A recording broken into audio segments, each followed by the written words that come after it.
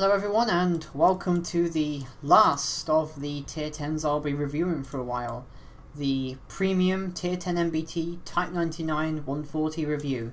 The next vehicles you can choose to review, of which I'll be in a poll on the description below.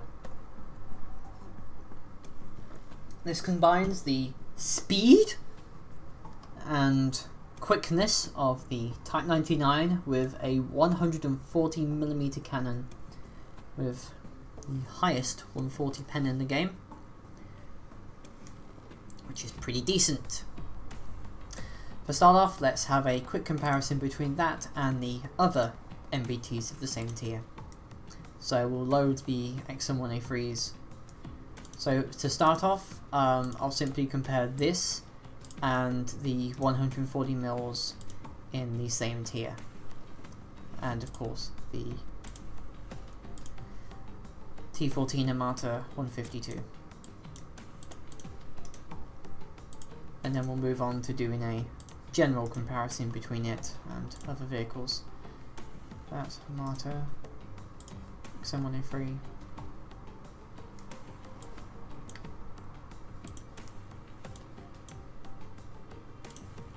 and of course the Challenger ATDU. As we can see here, the 99-140 has the same damage as the other 140s have in the same tier at a flat 900. However, it has the penetration on par with the T14 152, and also is far ahead, 130 more than the XM1A3 and 90 more than the ATDU, meaning that it will go through the fronts of other MBTs.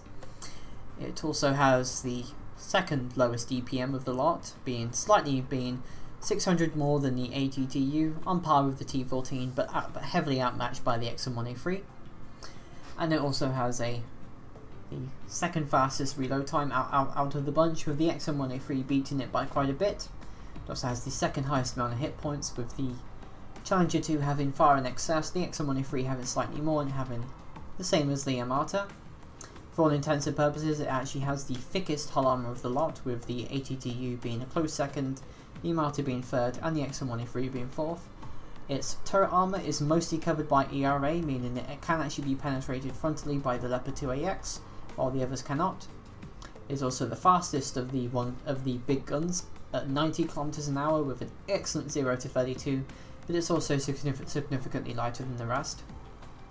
It also has the worst gun depression, tied with the Armata, with the XM1A3 having the best and the Challenger ATU being better, but also the best when it is hull down and using its hydromatic suspension. It also has the best deviation out of the lot, but also a pretty slow aiming time compared with the rest, specifically the XM1A3. Now, in a PvP footing, you will never be using the 140 on the XM1A3, because if you do, you are a muppet. So we're quickly going to swap that out and put the 800 pen shells on. So, compared to it, can I spin around? Of course I can't. Compared to the XM1A3, Type, Armata, Object 640, Merc, Leo, and the Alte. As you can see here, it has very high damage, being all the way on par with the rest, as well as also having excellent penetration, being only behind the Leopard 2AX, but also having roughly the same as the Alte. However, it also has extremely poor DPM, with the XM1A3, the T14, the Leopard 2AX, and the Alte having the highest, with it only having as much DPM as the Object 640, the Type99a2, and itself. It also has the slowest reload time of 9.6 seconds, with the XM1A3 having the highest, which means it will lose a DPM fight, but in a trading situation it is very good. It also has a very low amount of hit points, with only the Leopard 2AX and the Alte having the same. Hull armor, this is tier 10, so the Object 640 has the weakest So the Object 640 and the Altair have the weakest hull armor, with 800 pen being usually required to penetrate all of the other tier 10s, with the Leopard 2AX having the second worst. It's also extremely fast, but in my point of view, usually the Object 640 is faster, as it's far lighter, which is pretty decent as well, with the Altair eventually being the fastest at 2.15 seconds. It also has the lowest top speed. It's also one of the lightest at 54 tons, being the same as these two guys, and only slightly less heavier than only about 10 tons lighter than a T14. Camouflage, it's a little bit better, being a squat tank, with the Object 640 having the best, but it also has extremely poor gun depression, with the NATO MBTs beating it far out of the way, with the Altair having the best. So, this is a premium MBT, which is loot box only, which means we won't need to have a look at the modifications. So, gun-wise first, 810 to 991 damage with 850 pen, which is pretty decent. Damage in pen with the heat rounds is excellent as well, and it has high explosive shells. I would recommend for this retrofit to be an improved gun breech, Pioneer toolkit, advanced muzzle reference system, and ballistic computer. It is all about the gun on this tank, and that is what you should pay your priorities for.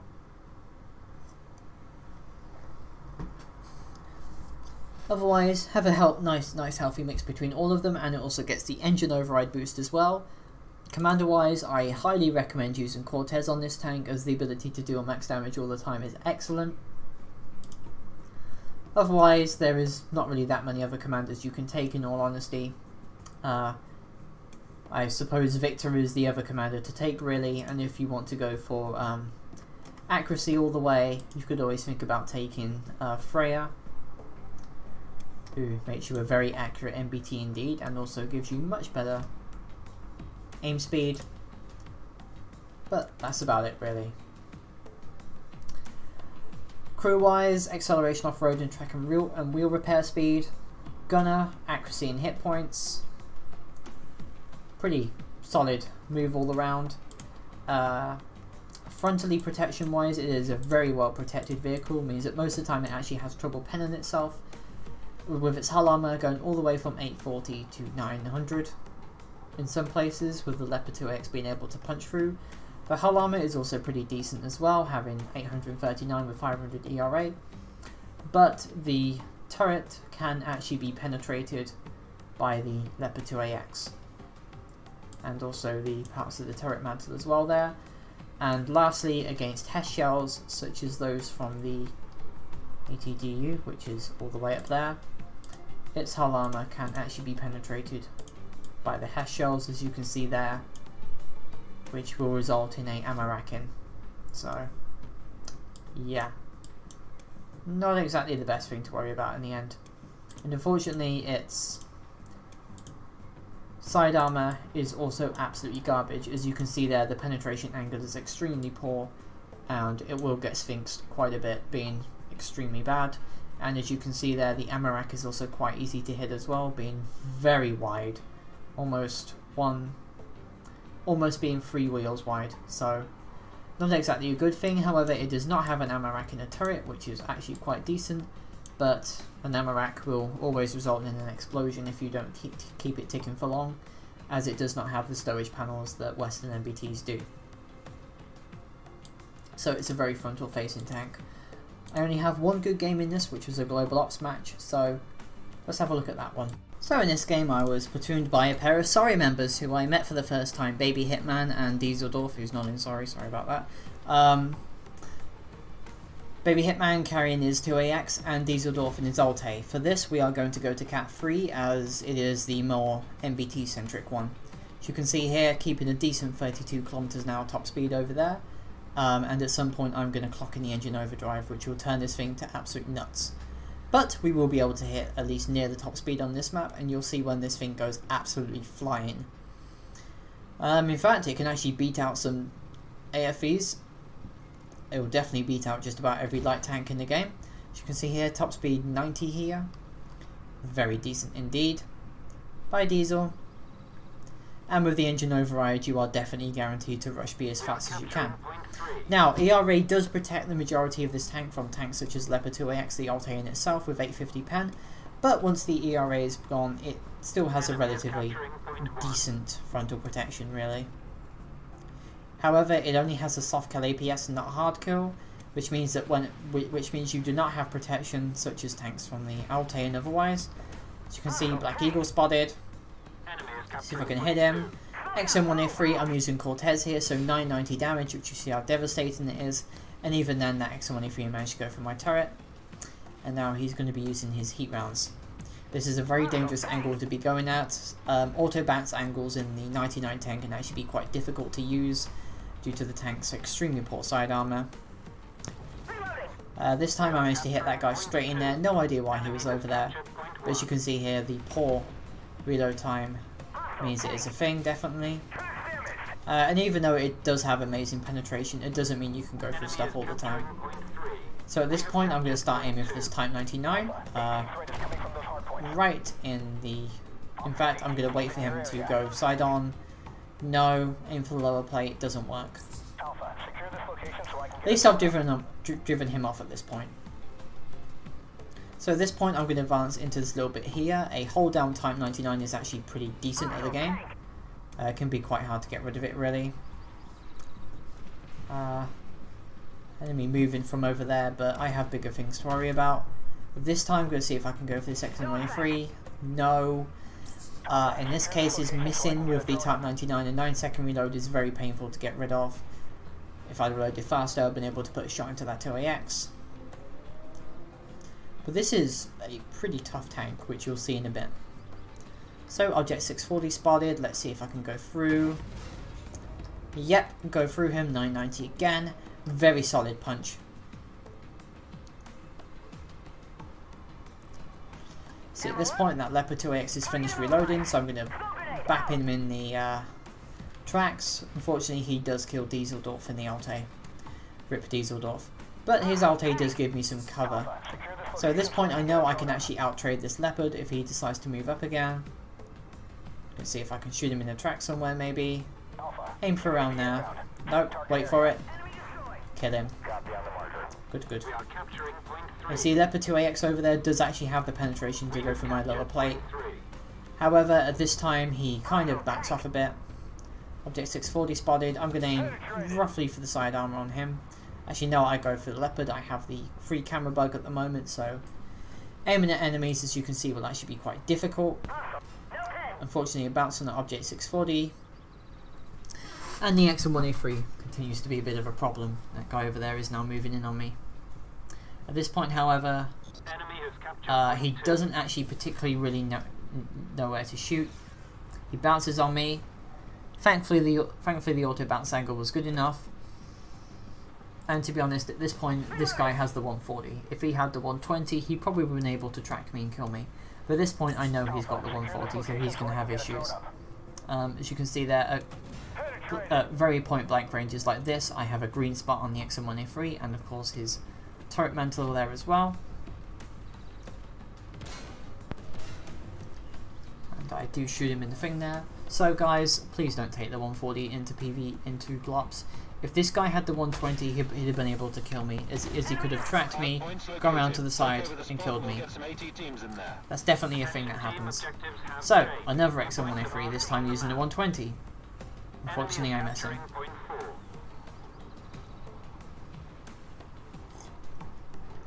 At this point, however, I decide, fuck it, I'm going to go for the Black Eagle and the XM1A3.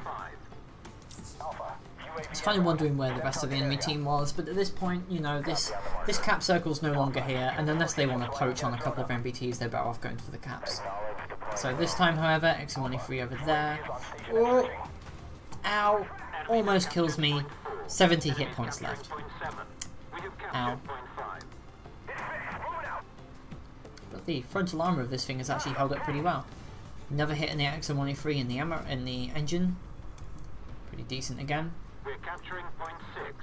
I know he's not going to move up, so at this point I decide, fuck it. Let's see if I can block him. This Sphinx is suddenly caught between a rock and a hard place. Sphinx is almost dead. And at this point I'm going to go for this XM1A3. And at this point, Baby Hitman starts to laugh because I'm actually booping this guy. I was going boop, boop, boop. Yeah, that's 10k damage done. Not bad, if I may say so. For now, the rest of the game is going to be me simply going back to the cap circle. All the way through here. And repair the tank. Fortunately, I tried to ram Baby Hitman. Doesn't kill me, unfortunately. But, oh well, it's a thing. Anyway, that's quite a fun bit of damage done now. Let's see what we can do with the rest. And especially when going downhill, this thing will hit its top speed very quickly. See there? New points have been located. Let's go for the rest. Unfortunately, Baby Hitman takes some falling damage there, which I'm going to endlessly rip him for. And there's also a couple of pillboxes which we can molest as well. 990 damage. Yay.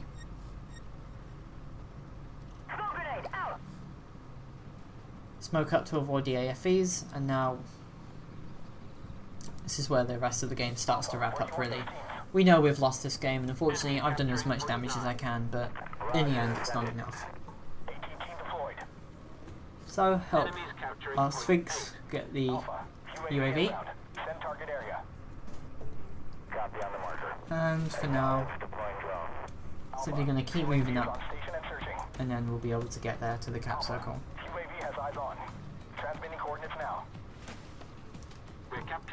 Now, given the fact this thing has such a long reload, it means it can have issues when it comes to missing hits. There's a long downtime between shells. See there, aim for that Armada. No pen. I believe it hit the ARA or something. Gonna have to wait a while to get him. Charlie coming up, let's see if we can hit this guy again. And it's gonna be a no. Come on, Armata. No. No, it's not going to happen, is it? I fire a shot into his unmanned turret. I forgot it was an unmanned turret, and I was kind of annoyed that it didn't do any damage, but oh well, it happens. Okay, a pair of Sphinxes over there. Now, at this point, I had a really good idea about engaging these Sphinxes. You know, if I'd hate you or something, this would be great. Unfortunately, I bounced on the Sphinx. And now there's another one over there. Now, this is when things start to get hectic. The Sphinx has enough penetration to go all the way through my tank. Take over the spot and we'll get some AT teams in there. And he hits me with a missile which hurt. Yeah, when flanked this thing will take damage, and it will take damage very quickly. It's not really a good idea. But hey, we can continue doing damage on this map. Someone free moving up, maybe. I do hit a couple of concrete barricades. Here it's a way free, which is pretty decent. It's reasonably accurate. Unfortunately, you do have a little bit of micro freezes here, which baps me into the concrete barrier. And at this point, you know what I'm going to be doing on this map. Now this is where the fun begins. Hey Marta, how's it going? Boop. And I think someone else will kill him other than me. Yeah, Dieseldorf gets him. So at this point, we start blocking the edges to the cap circle. This is the most we're able to do, really. Oh look, a Leopard 2AX. Hey, how's it going? Boop! And he bounces on the ERA on the bit there. For a Leopard 2AX, you can go through the lower plate armor pretty quickly, and you can also go through the turret ring if you... Sorry, the turret ERA if you hit it before. Fortunately, Black Eagle behind me, which is not great. So at best, I'm going to have one more hit on this 2AX before I die. And that's the all she wrote, really. That's the end of the game, and when we log back in, let's have a look at the post-game stats. Soon. And the game decides to load.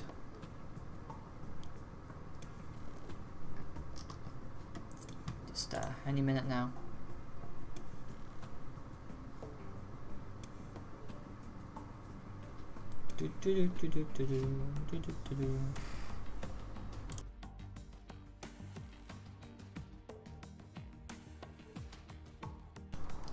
log back into the garage. Let's have a look how that game went. So, frontally facing the enemy, Cortez, in the end, 17,000 damage. Pretty decent. Unfortunately, the Cornet and the Sphinx did more damage than me, but I did do the highest damage out of all of the MBTs, which is pretty decent. 29 shots fired, 29 hit. Total potential damage was 24,000, couple of bounces with 8,000 damage bounced. And as you'll notice, I only received 7,000 and I only died once. It's a pretty tough tank. It's fast, it's got a big gun. What's not to love? It's either a loot box only tank or the 100 part ones, which means it is quite rare. But you can also get it in rental crates as well. And if you get one, farm it. Closing statements. Fun tank. I'd definitely recommend it, and I have actually had a blast playing it. I try not to play it all the time so I don't dilute my stats with it as some other players do. But I have genuinely enjoyed my time with the Type99a2. Now I hope you enjoyed the review, guys, and some of the lessons out there. Go for the side armour, blow the ERA off, and it can be quite weak. But it can be tough as well.